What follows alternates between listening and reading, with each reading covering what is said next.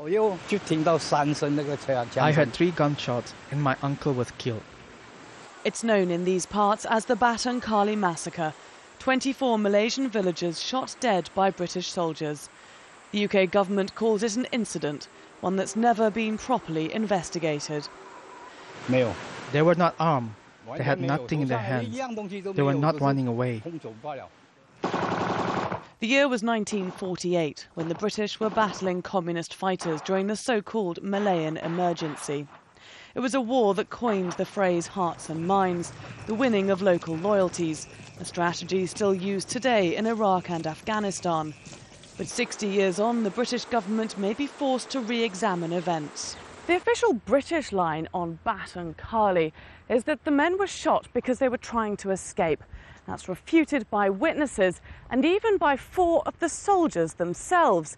In sworn statements released to a British newspaper in 1970, they said they felt they'd killed innocent men in cold blood and that there'd been no reason to kill them. They also said they'd been warned after the incident that they'd be in serious trouble if the truth ever came out in an investigation.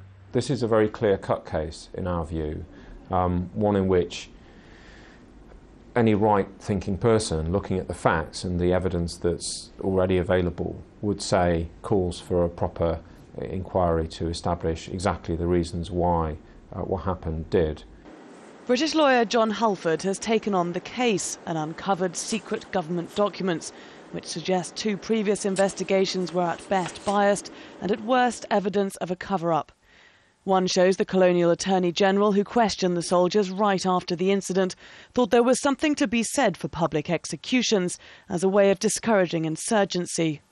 Another from 1970 shows the British High Commission in Malaysia, suggesting villagers could not be trusted, that compensation would bring forward first-hand accounts by the dozen. Although the British government has long said there's not enough evidence for a new investigation, it's now bowing to legal pressure to reconsider. But in a statement to Al Jazeera, the Ministry of Defence said this should not be taken as a sign that an investigation will be ordered and that the reconsideration process will take several weeks. Noah Choi has already waited 60 years. If the British government still has some conscience, it should apologise and give some compensation. But he fears he'll not live long enough to see that, and then he'll too carry his injustice to the grave. Laura Kyle, Al Jazeera.